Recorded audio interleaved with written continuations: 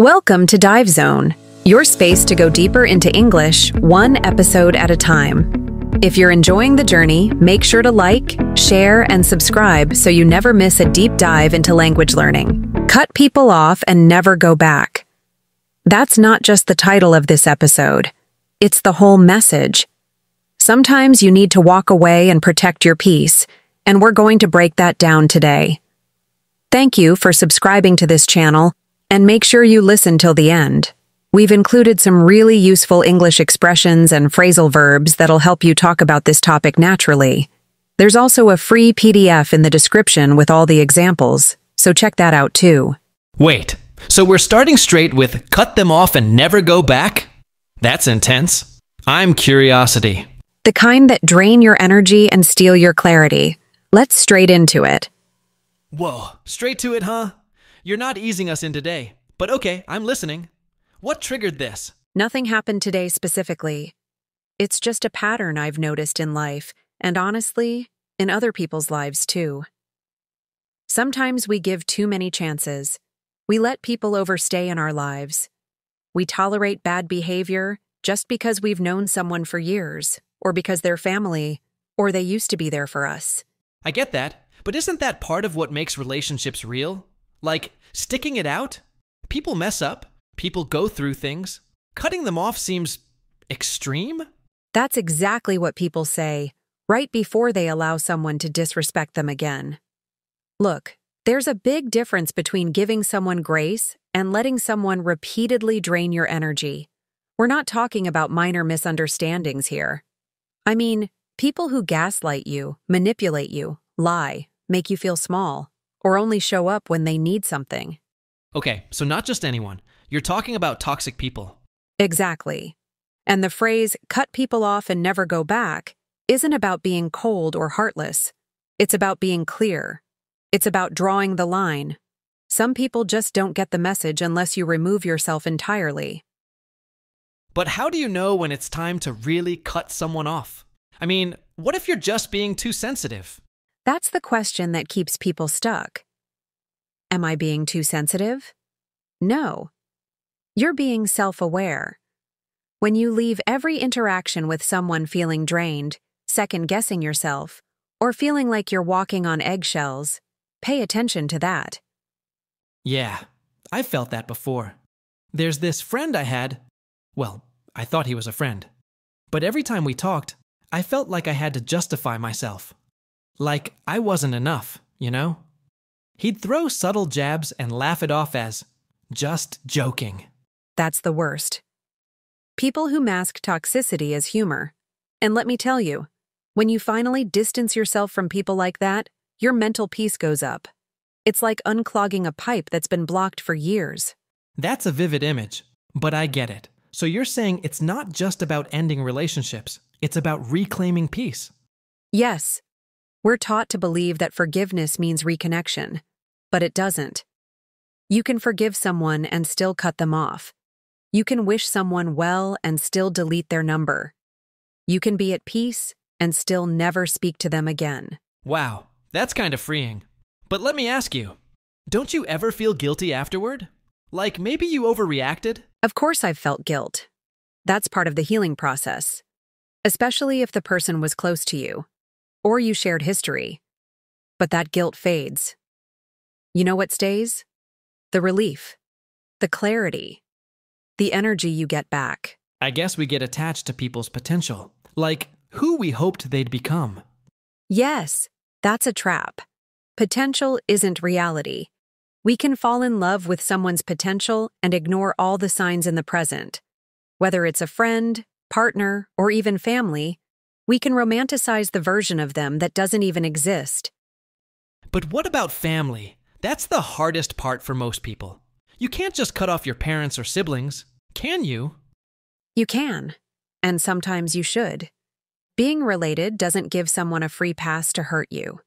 If anything, it means they should treat you better. But if the relationship is toxic, if they manipulate, guilt trip, or constantly belittle you, you have every right to step back. You can love people from a distance. That's deep.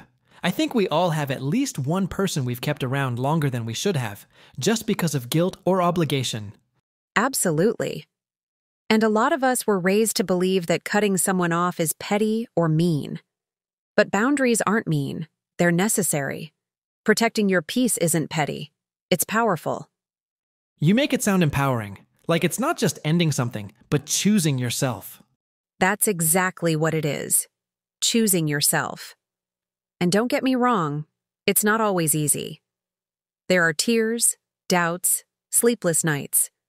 But over time, you realize you were holding on to dead weight. And once you let go, your life opens up. You make space for better people, better energy. Do you remember the first time you cut someone off and didn't go back? Yes, it was a close friend. We had been tight for years. But slowly, I noticed a pattern. Every time something good happened in my life, she'd find a way to turn it into competition, or she'd downplay it. When I was struggling, she'd disappear. But when she needed me, she'd expect me to drop everything. And you just ended it? It took me a while. I kept giving her chances. I kept thinking, maybe she's just going through something. But one day, I realized I was always the one adjusting. I was shrinking myself to keep the friendship alive. And I thought, this isn't friendship. This is emotional labor. So what did you do? I stopped replying. I stopped explaining myself. I didn't make a dramatic exit or send a long message. I just stepped away quietly. And I never went back. And how did she react? She tried to come back a few times, but only when she needed something. Not once did she acknowledge the hurt. And that confirmed everything for me.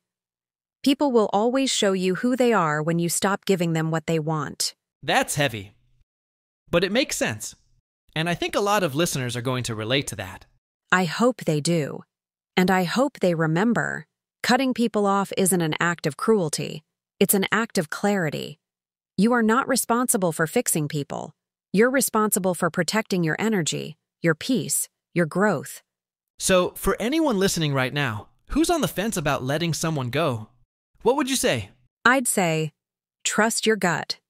If someone constantly makes you feel anxious, unseen, or disrespected, that's not love. That's not friendship. That's not care. Let them go. And once you do, don't go back. Closure isn't something they give you. It's something you give yourself. You've got me thinking about some people in my life right now. Good. That's the point. And for everyone listening, don't just hear this and move on. Think about it. Reflect. Who are you still carrying that you need to release? You know, the more we talked about cutting people off, the more I kept thinking, it's not always black and white. Like sometimes you don't even realize someone's bad for you until they're no longer in your life. That's one of the biggest truths. When you're still inside a relationship, especially one that drains you, you don't always see how much it's hurting you. You get used to the tension, the emotional weight. But the moment you step away, everything becomes clearer. You realize you were just surviving, not thriving. I've experienced that. There were people in my life who didn't yell, didn't insult me directly, but something still felt off. I always felt smaller after spending time with them. But I convinced myself it wasn't serious. That's the trap. We tend to ignore subtle emotional harm because it's not loud or obvious. But damage doesn't have to be dramatic to be real. When you constantly feel unseen, unsupported, or like your needs don't matter, that's enough. That's reason enough to walk away. And sometimes they don't even do anything specific. They just don't show up. They don't make an effort. That silence starts to speak louder than anything they've ever said. Right. Emotional neglect is just as painful as direct harm. People think that because someone hasn't hurt them outright, it's not toxic. But if you're doing all the giving, all the reaching out, all the fixing, it's imbalanced. And imbalance always turns into resentment eventually. So how do you really know when it's time to cut someone off? Like, how do you trust yourself in that decision? Look at how you feel after interacting with them. Are you energized or drained? Do you feel safe or anxious? Do you feel accepted or judged? If you're constantly left feeling empty or unsure, that's your sign. Trust your body. Trust your emotional reaction. I've been there. I kept holding on to someone because I thought they'd change. But years passed, and nothing did. The only thing that changed was how exhausted I felt. That's such a common experience. Loving someone's potential more than their reality. You keep hoping, keep believing, but all you're really doing is delaying your healing. People can change, yes, but it's not your job to wait around for that change. And what if you still love them? Love doesn't always mean stay. You can love someone deeply and still recognize that they're not good for you. Walking away from someone you love is one of the hardest things you'll ever do, but it's also one of the bravest. It's hard when people make you feel guilty for setting boundaries. Like, suddenly you're the bad guy for stepping back. That's manipulation. When someone gets upset because you said, "This is what I need," it's not about your boundary. It's about their loss of control. Let them be upset. That's theirs to deal with. You're allowed to take care of yourself. I've had people flip the script on me. Like, I'd bring up something they did, and they'd somehow twist it into being my fault. That's classic deflection. They don't want to take responsibility, so they turn it around to protect their ego. And if you're always second-guessing yourself after talking to someone, you need to ask why. You deserve clarity, not confusion. It's scary how much of this we tolerate just to keep the peace. Sometimes we confuse peace with silence. But silence isn't peace when you're holding everything in. Real peace comes from honesty, not suppression. So, what's the first step for someone who's scared to cut someone off? Start by creating space. Pull back. You don't have to make a dramatic announcement. Just give yourself some distance to think clearly. Then ask yourself, if nothing changes, am I okay staying in this forever? If the answer is no, then it's time to go. I've heard people say they can't move on without closure. Do you think closure is necessary? Closure is a gift you give yourself.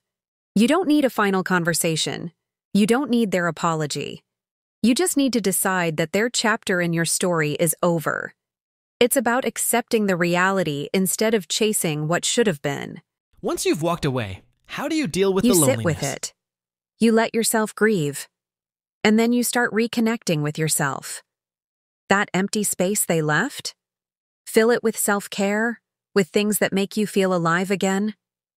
You didn't lose your world. You lost what was hurting you. You said something earlier about peace being expensive but worth it. That really hit me. Peace costs you familiarity. It costs you comfort. Sometimes it costs you people you never thought you'd lose.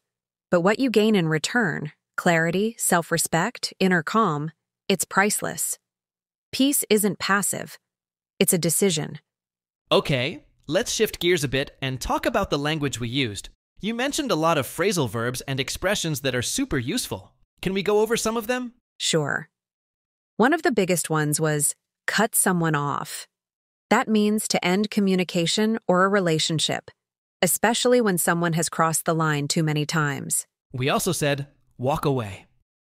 That's about leaving a situation or relationship, choosing your well-being over staying stuck. Give someone a chance came up too.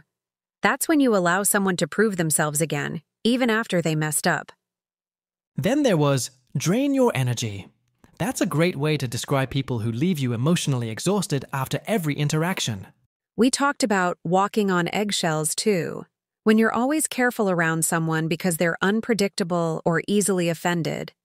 Another strong one was gaslight. That's when someone makes you doubt your reality or your feelings by twisting the truth. Give someone grace is a softer one. It means offering understanding or forgiveness when someone's struggling, but it doesn't mean putting up with everything. Show up and disappear are opposites we used. Showing up means being present and reliable. Disappearing means avoiding responsibility and vanishing emotionally or physically. Then there's make excuses, when someone justifies poor behavior instead of changing it. And step back, which is all about creating space so you can gain perspective. Hold on to and let go are emotional anchors. Holding on means staying attached, even when it hurts. Letting go is releasing it, freeing yourself. I really liked outgrow. That one's about maturing past relationships or habits that no longer serve you. Emotional labor is key too. It's all the unseen effort you do to maintain a relationship, usually without getting it back. We said, make space as well. That's when you intentionally clear emotional or mental room for something better. Draw the line is about setting a firm boundary, knowing what you will and won't accept. Flip the script is when someone reverses a situation to shift blame or change the narrative, usually in a manipulative way.